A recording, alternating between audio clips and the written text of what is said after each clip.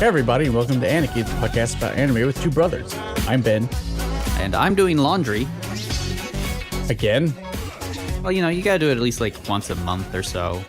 That is true. Although I have friends that typically do laundry like once a week, and that's their go-to excuse for not doing anything. That and cleaning their house. That's fair. Yeah, I don't know. It's nice having the actual like laundry in the house. Did you not have laundry in your old apartment? Golly, no, you had to go outside. I mean, there was a laundromat on sort of quote-unquote campus, but yeah, you had to go outside and stuff. It was a big ordeal. It was terrible. That's sad. So what have you been up to in the last week? Oh, not a whole lot. Had to fly into Indiana for a weekend. What else? Oh, we watched Stranger Things 2, OBS. So you say OBS, but I'll have to confess You haven't watched it yet? haven't watched it yet. Oh, hold on. Yeah. Can you hear that?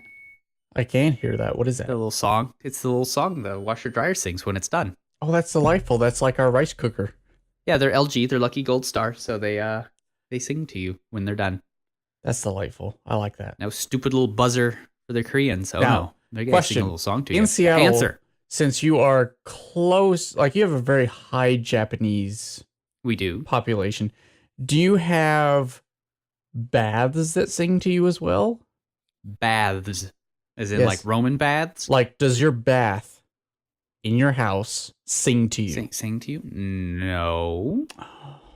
Why would it do that? Because I'm baths in Japan sing to you now. I'm sure we could find one that does that, but we'd have to buy it. I didn't know that your house came with it. I don't know what the Seattle houses are like. Well, a lot of them have carpeted master bathrooms for Lord only knows why. That went out of fashion in the 80s.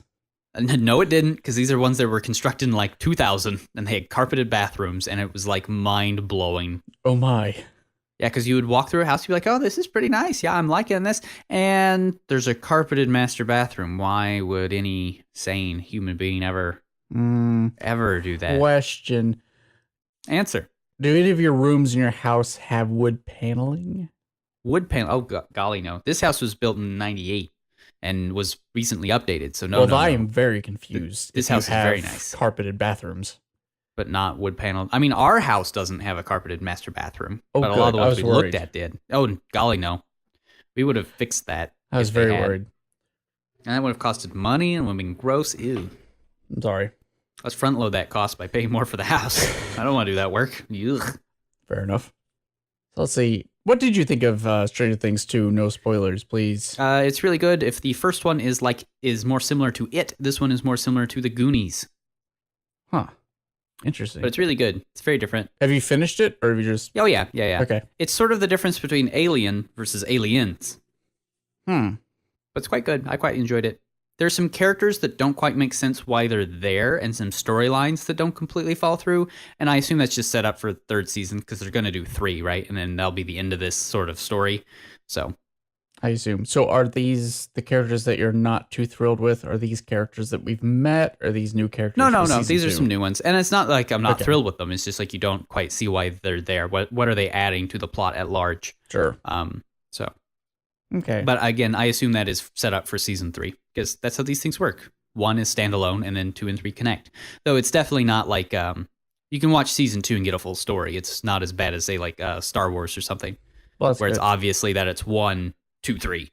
Yeah, because first season of Stranger Things was phenomenal, and it's really hard to follow up on something that amazing. It's really good. I mean, it does it by doing what like 80s movies did, right? Which is where you just sort of change genre. You don't try and just like redo the first movie. You change the genre a little bit, and they make it work. Huh. Difference between Terminator versus Terminator 2.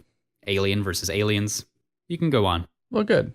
Because a lot of 80s sequels did that and ended up with a sequel being better than the original. Now, I would not say that Stranger Things 2 is better than Stranger Things, but it's definitely on par within its own genre.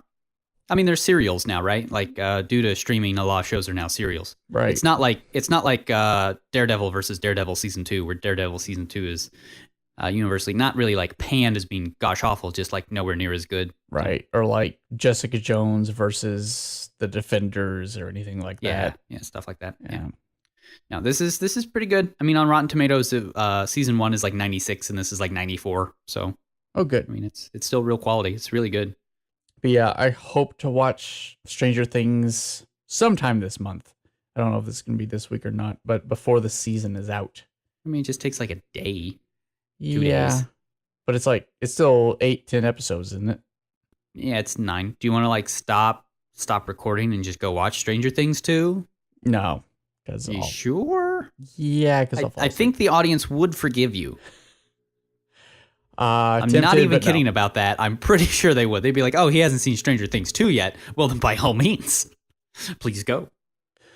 Only other thing I did this week was I wish I had watched more Kuzuno Honkai, but I didn't get a chance. Is this that Akunohana-like show? That's the Akunohana like show. Still good, but I haven't watched any more. The only thing I did watch was Mahotsukai no Yome. It actually got a plot all of a sudden. Oh, wow. Huh. But because it's a 26 episode show, I sort of expected it to go a little slower. So it's episode 4 now, and they finally actually got a plot. So I think they're done setting the world up, but we'll see where it goes from here. Sure. Have anything else? No, I got nothing. You got nothing. So I guess it's Eve no Jikan, Quite literally. so to speak.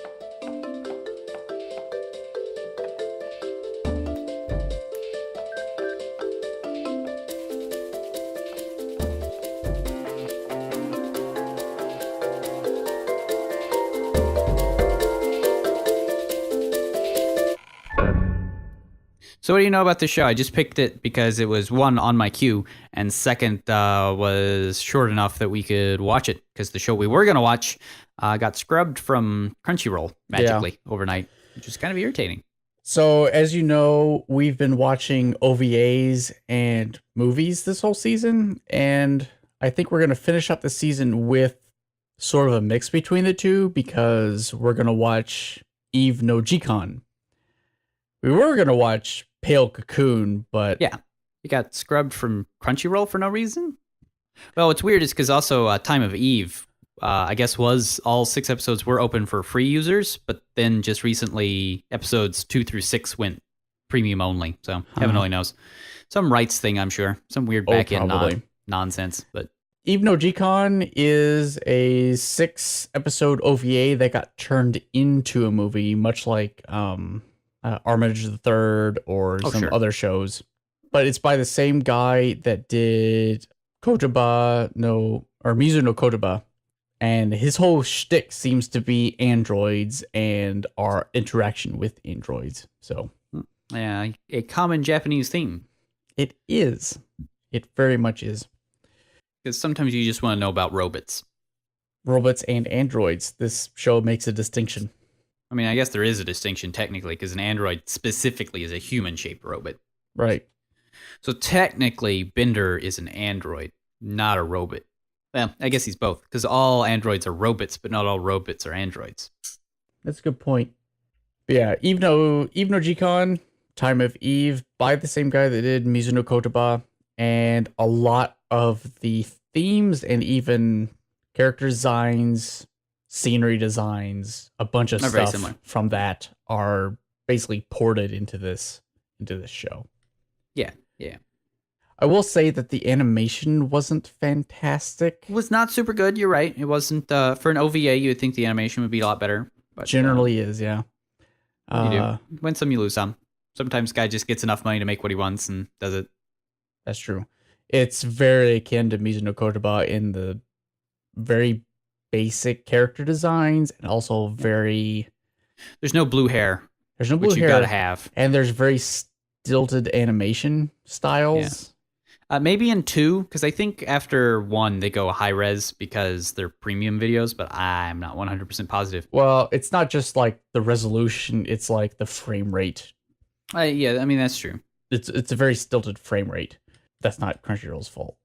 So we start out with some dialogue a la Blade Runner, I guess. No, I mean, you can never go wrong. If you're going to do Android's Dream of Electric Sheep, you might as well make a Blade Runner reference or 5. That's true. I do like how it's in the near future, Tabun, Japan. Probably Japan. Just Tabun, maybe. I don't know. Let's not worry about it too much. Why not? But apparently in this, maybe Japan, maybe elsewhere, robots have become commonplace, and there has been a upsurgence of practical use androids. Now, hold on.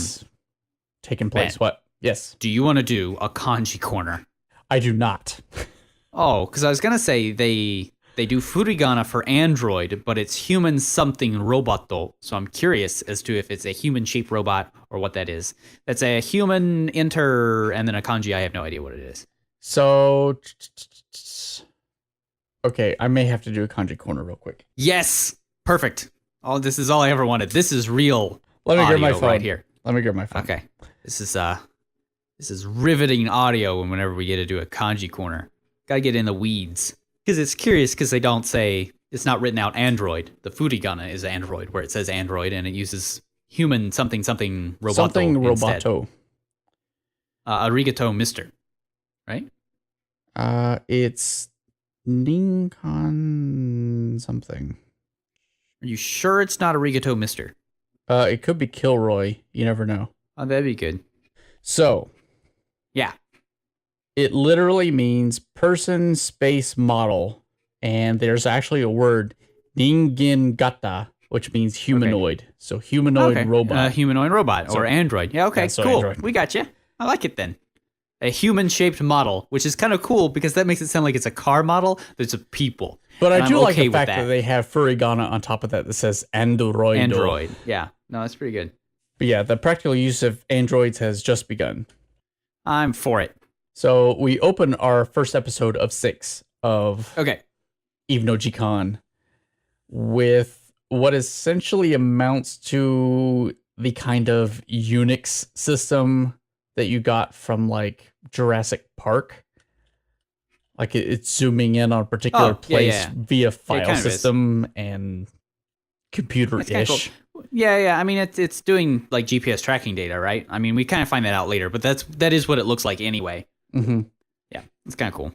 But we zoom in on a grayscale image of both a boy and a girl just sort of sitting there, one on his phone, one not, and they're both they're sitting together, but they're looking away from each other a little bit. So for all intents and purposes, it just seems like a couple that is not quite on the up and up.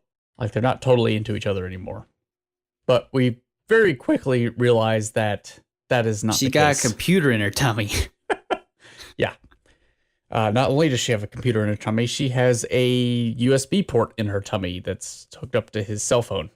Yeah, as you do. One could be forgiven for thinking that he was browsing Reddit using her tummy, but that's not actually what's definitely not what's happening. He's going through her logs. Actually, I do like the fact that there's a lot of world building just in this one tiny scene. Because there's no dialogue at all. But we get the fact that he is looking at something. Like, you get the idea that it's a diagnostic of her through his phone. 100%. And plus, there's this very interesting thing on top of her head.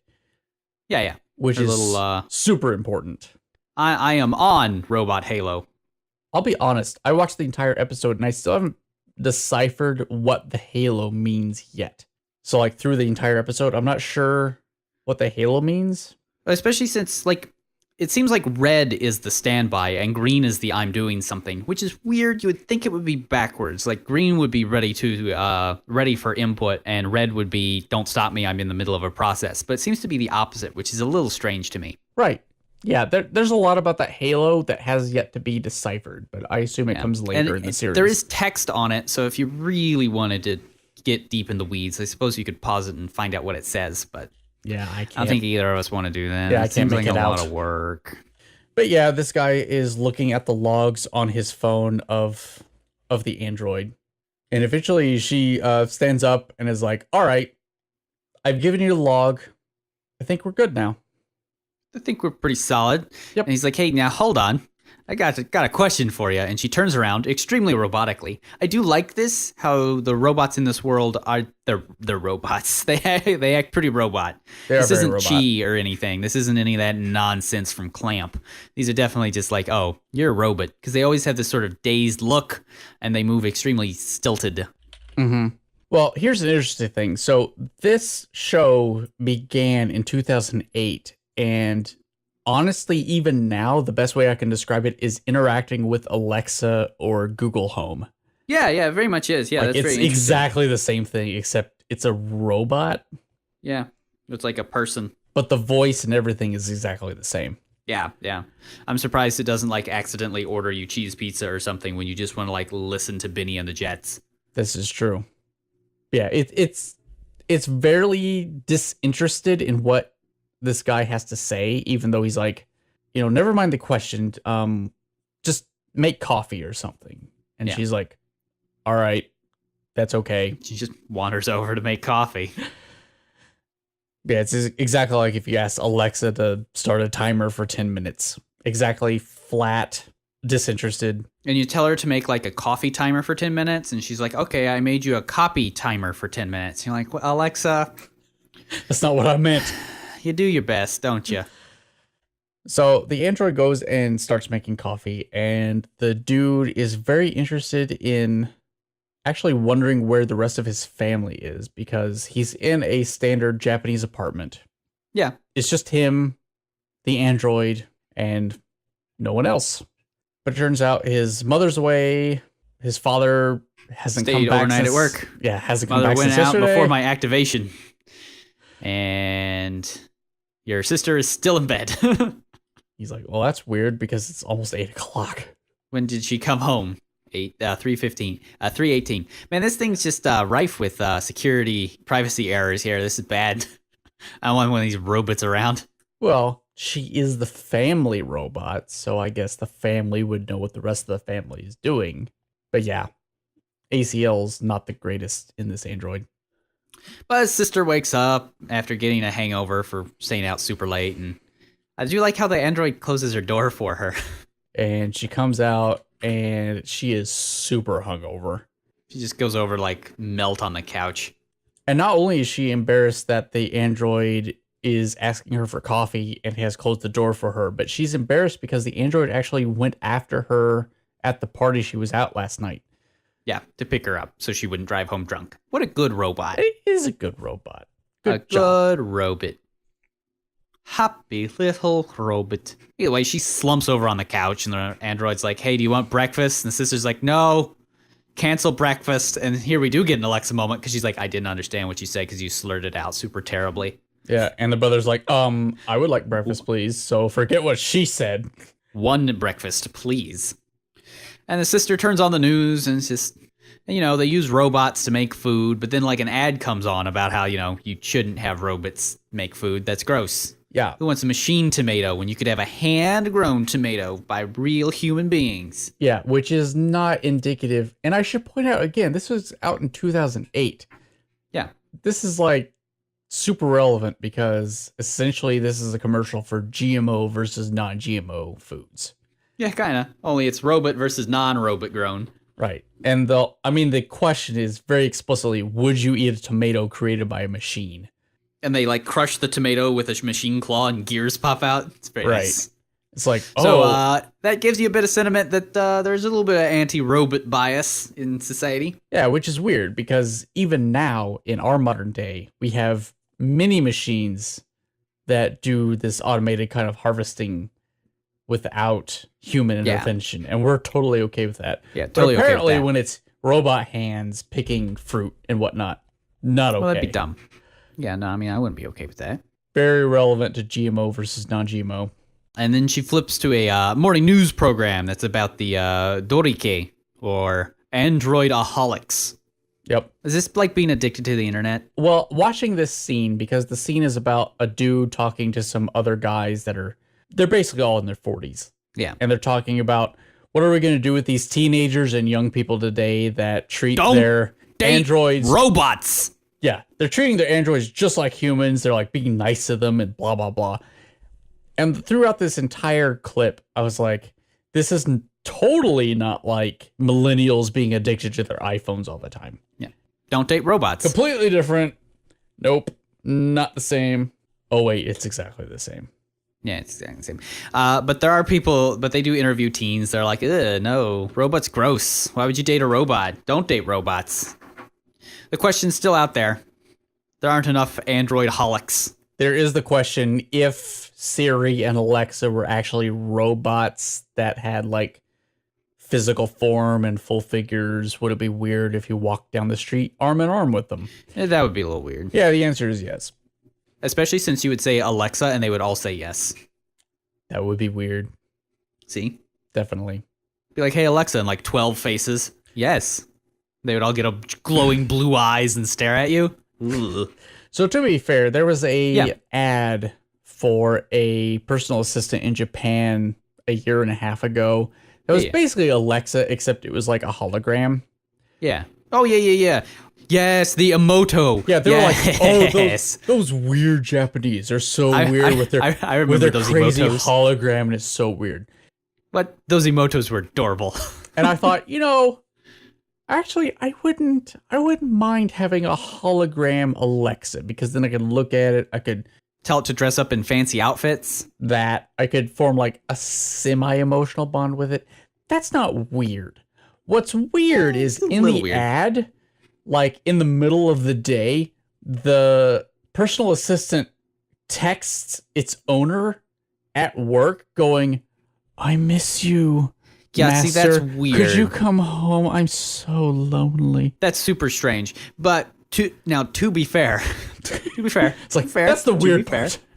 Part of the point of that personal assistant was to make it so people would actually like go home and not work so much. So that was half the point. Yes. It's a little creepy when your hologram little like Hatsune Miku is not only your Alexa, but is also like, come home and play with me, master. And you're like, no, please. Yeah, sure. It's bridge too far. But like a lot of my social media was like, look at these weird Japanese. I'm like, okay, it is a little odd to us, but honestly, if I had one of those, I'd be fine with it. But if it was texting me in the middle of the day. Oh, hold on. This is relevant now because this is my dryer singing to me. See, it's relevant. Yeah, if my dryer texted me and was like, please come home and reach inside me, I'd be like, okay. All right, now. It's like, cool off. I miss Someone you, needs master. a cold shower. Please come home and reach inside me and pull things out. It's like, no. Please insert more moist things inside. No, okay. Okay, no, dryer. We've crossed the line. Dryer, come on. All right. Cool off. Oh my goodness. No, there'll be no moist insertion around here, please and thank you. If you do not name this episode Moist Insertion, then you've done a grave disservice to our hashtag brand. Yes. Moist Dryer Insertion. That's a brilliant name for anything. I can't disagree with that. See? Oh my goodness. Okay, so anyway, back to this dude and his coffee. So the sister is making fun of the people in the newscast that are friendly towards robots and saying that robots and saying that name. They're lonely, they have no friends. Yeah. And she actually says to her brother, actually, you should be careful too. You might become an androidaholic.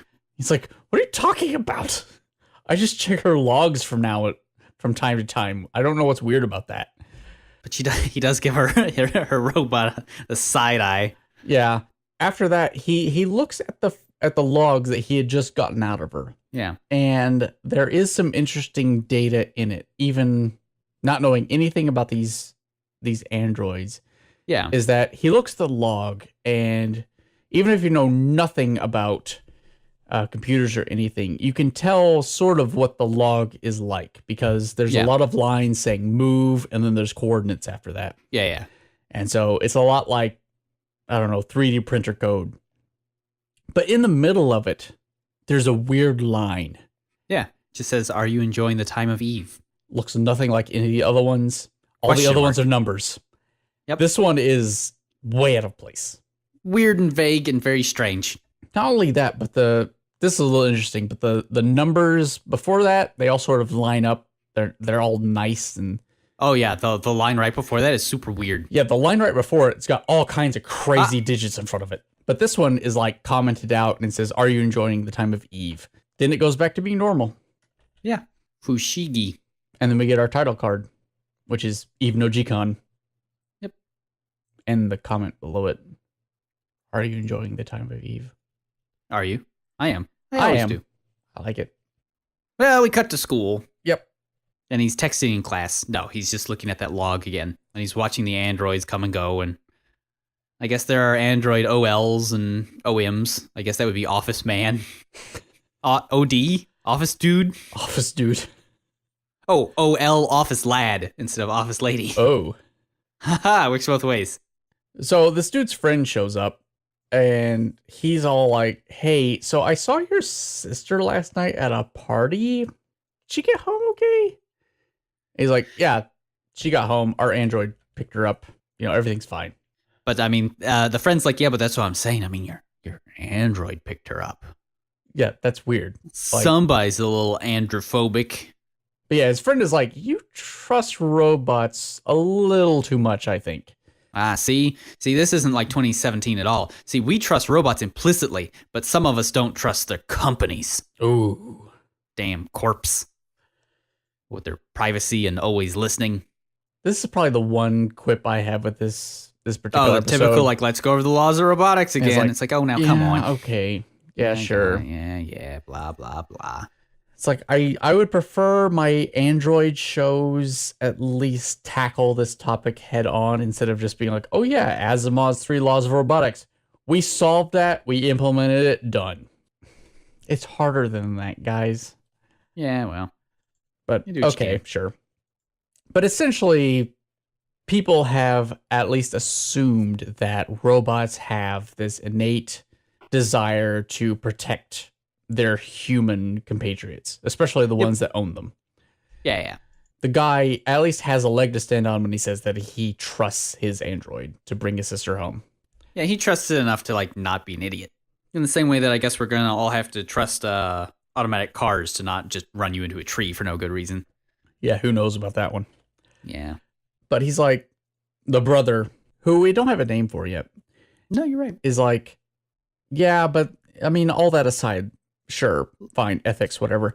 But this log, the log on my phone that I pulled earlier, this is really weird. Really weird. Could you take a look at this? You see how the log goes from giving GPS data to just being like, are you enjoying your time at Eve? It's like, well, that's not normal. A little odd. So they decide to go to the coordinates where their android went. Right. That really weird line right before the "Are you enjoying your time at" line. I also like how in this shot of them walking through the city, you see a lot of different androids. Some of them are way more human-like than others. And not only that, but all the androids seem to like stay in a particular lane of the sidewalk. Yeah. Well, I doubt that's a class thing. That's more like stay on the right when you're going forward because you're living in a society, people, and they actually pay attention to that, and we're dumb and don't. So the two friends walk towards where these GPS coordinates lead them, and they actually wander into a part of town where there's a sign that explicitly says, no robots past this point. And so they're like, well, that's odd because we've arrived at a door in the middle of a building that's nondescript and is in the middle of a no robot zone. So, yep. Well, actually, I think those no robot signs, they're lined up the street, and I think that's just like a lane where it's like kind of like a diamond lane, but for no robots. See, if you stop here. Oh, maybe. It's got like a little lane here, and there's a line for the lane, like a no bicycles. I don't think they're in a robot-restricted part of town. I think that's just a place for robots not to be walking. Oh, that could be it. Because when they walk into this little alleyway, you will notice a maid robot walking by. In the background. That's true. Yeah, see? Mm-hmm. So the two friends stop in front of this door and very nondescript. Are pondering it because there's no sign. There's no indication of what in the world's going on. But this is definitely where the one guy's android showed up last night. They're like, well, that's odd. Why would an android ever come here? Gotta be an error on the log. That's not right. It's dumb. GPS must be wrong. Yep. And then in walks a robot. Now, what I like about this, too, is there's something interesting here because the robot kind of shoves them out of the way, which is very uncharacteristic of the robots we have seen so far. It's true. Because when they were in the school, you saw a robot be like, oh, somebody's coming, and then it would step to the side and just like hang out and wait for the people to pass. But this is a very rude robot boy. Yeah, he actually like pushes past and shoves through the two guys standing there. Yeah. I mean, not like completely rude, but enough like you guys are standing in my way. So I'm going to shuffle through. I'm going that away. So deal with it. Yeah. So the two boys are like, all right, well, we definitely have to go through that door now. Because that's weird. This is ridiculous. So the two boys walk down the stairwell and they come to a door with a little sign to the side of it. And the door it seems to be made out of like hardwood with a window in the middle, like a typical bar entrance. Go back to bartender a little bit. Yeah, I'm pretty sure this is, what's the name of his stupid bar? Nuts. Is it Valhalla? No. Valhalla is a good game about a bar. Sorry. But no, this is, it's something Eden. Eden Hall. There you go. Eden Hall. Okay. Well, this isn't too far off because the sign to the side just says Eve no Jikan. And underneath it is the English, are you enjoying your time of Eve? Like, that's literally the name of the bar, and that's literally the text that was in the log. Yeah. So they're like, well, this is weird, so we gotta go in to know for sure, because this is strange. Obviously. No turning back now. So they walk in, and it's very similar to the bar that you may have seen in What's It? Yeah. It's not just similar to the bar in Mizu no Kotoba. Yeah. But it's essentially the exact same bar. Except it's a very spitting image. The bar has rotated slightly. Yeah. But otherwise, the girders, the layout, everything is the same. There's a big fish tank in this one, though. So, I mean, there's still fish swimming around, but not weird, crazy random fish. And they're greeted by a great big digital chalkboard that says no discrimination between humans and robots. Yep. Don't. It is interesting that it's a digital sandwich board. I'm for it. It's like they spent the time and effort to make a digital display to put then on an easel. Yeah, well. A wooden easel. We do tons of dumb stuff with all of our fancy screens. That's true, and that's what I like about this series, and I'll get more into that when we get back to the classroom later. Because we do dumb stuff. We were like, hey, let's have these super screens that we're going to use for everything and make them out of glass. Yeah. Smart idea. The two friends show up, and they're like... Oh, well, it also says you have to obey the rule and also enjoy yourself at the bar. And what's the number one rule?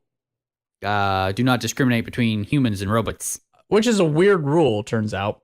Extremely vague. They're greeted by a cute little bartender who Irashama says to them, please enjoy yourselves.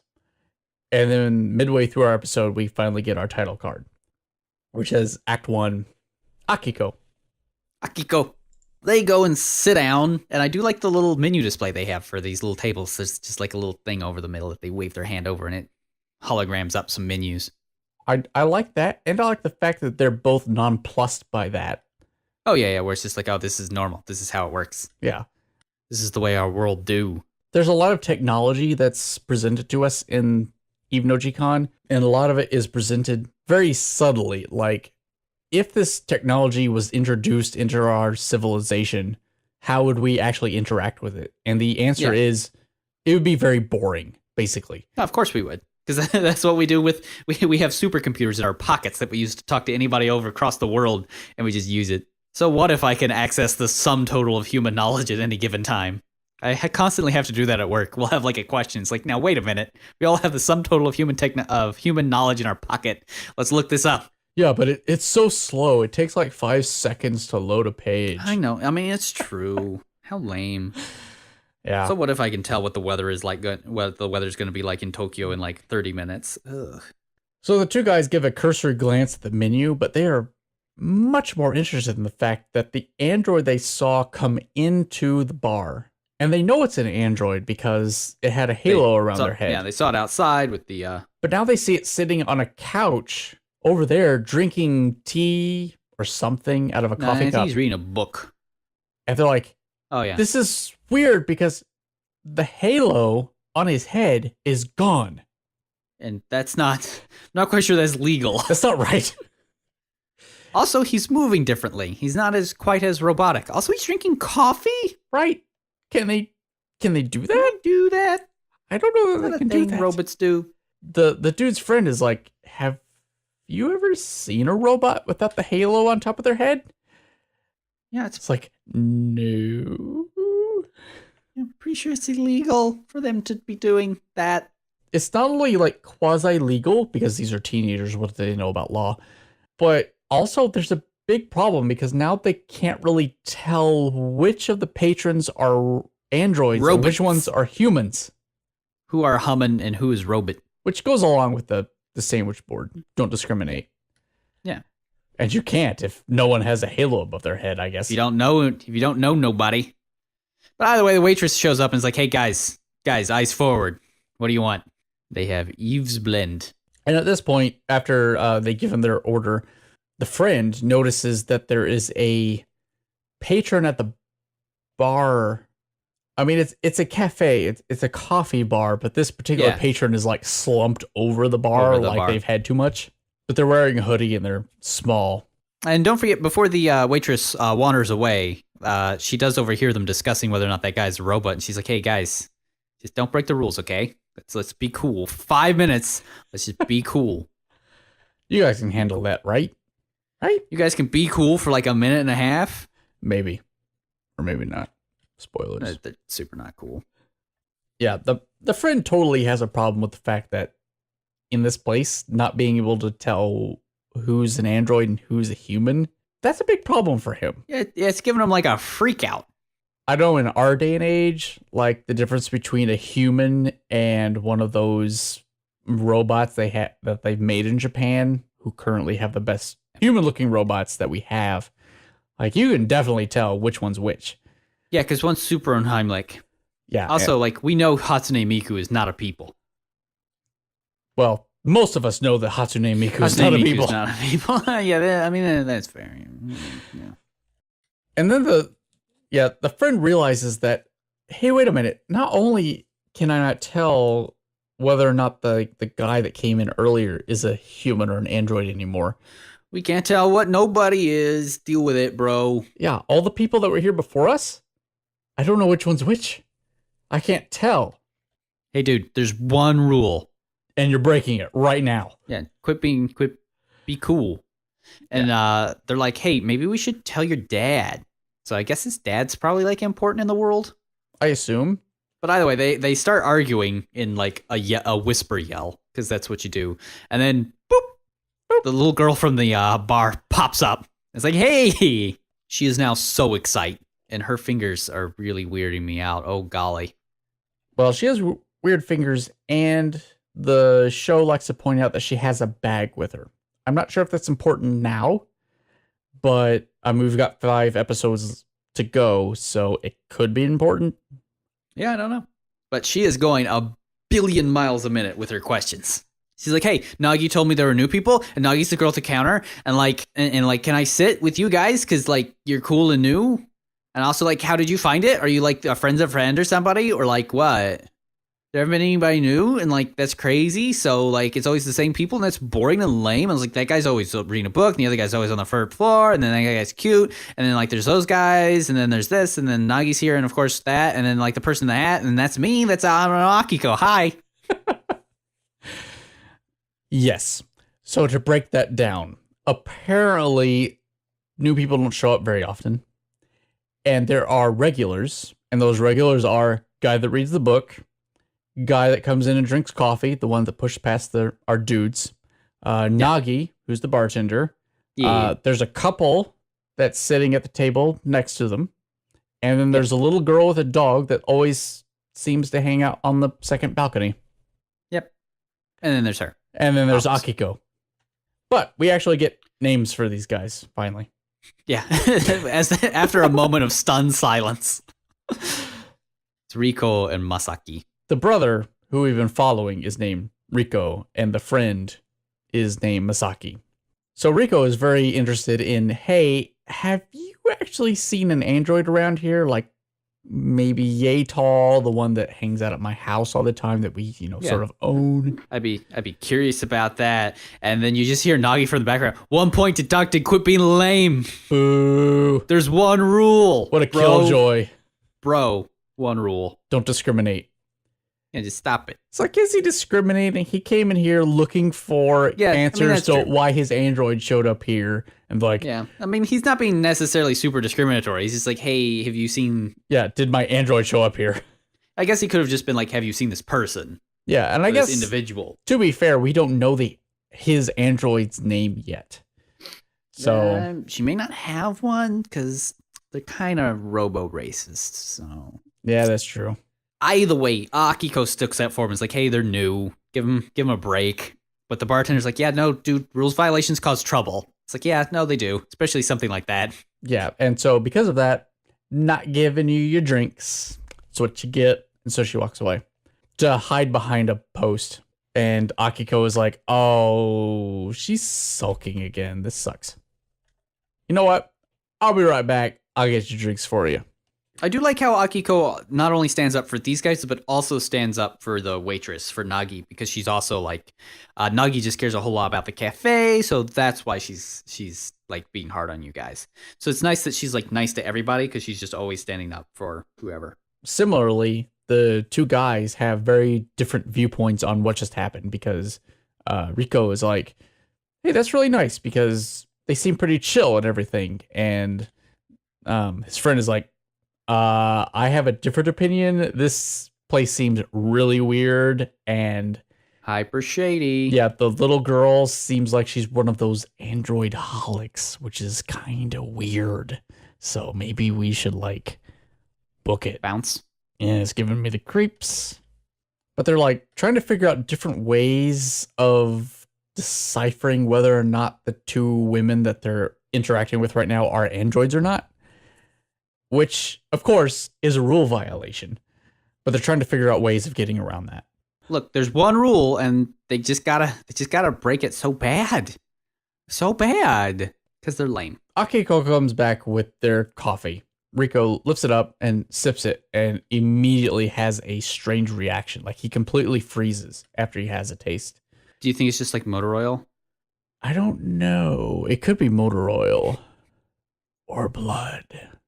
Who knows? Blood would be good. This is actually a vampire cafe. Good job, guys. You never know about those androids. Maybe they run on blood. I mean, they could. That would be very ironic. Ironic. Blood. Yeah, I get it. It's iron. Because they have iron. Yeah. There's a lot of irony in that joke. You see my yeah. So the friend is like super clever, and he's like, "Hey, Akiko." What, did you not think that joke's funny? Are you embarrassed for me? What? That's a good one. I refuse to play your game. That's an A+ joke. No.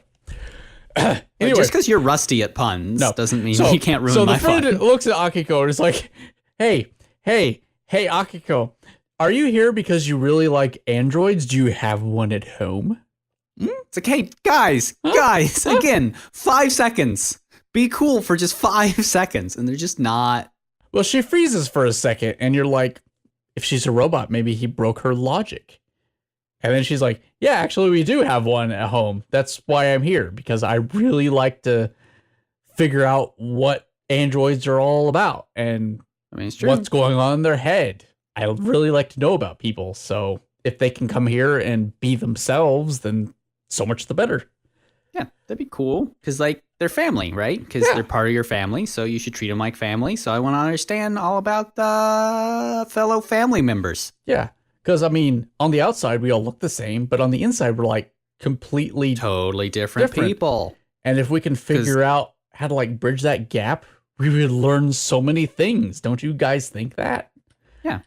And they're both kind of speechless because that's way too much for what looks like a 12-year-old girl. Hashtag deep thoughts. Next thing, they're going to start asking about whether or not you'd eat the moon if it were made of cheese. I mean, that's a good question. If the moon were made of green cheese, would you eat it? And our former presidents, in fact, delicious. Indeed.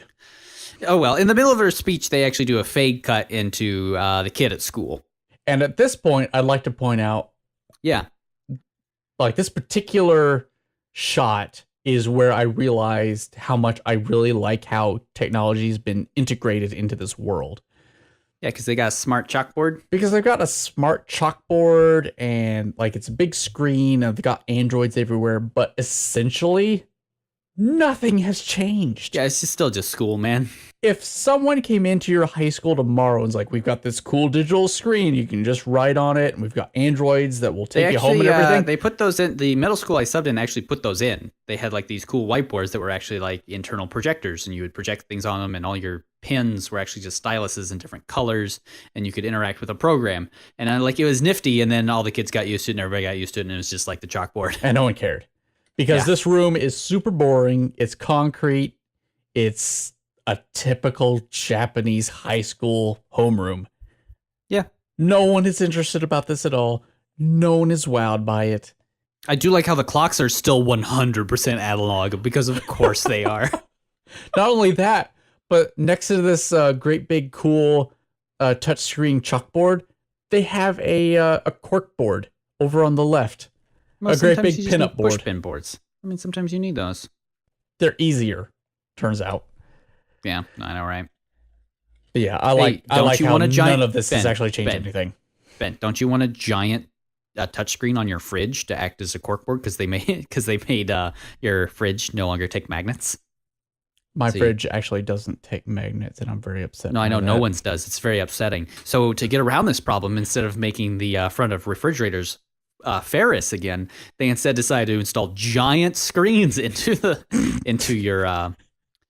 They show you the TV and all that stuff, even though the fridge isn't where you sit. And if you knock, you can see inside. Hey, you know how I got around that? Open the door. I use Post-it notes.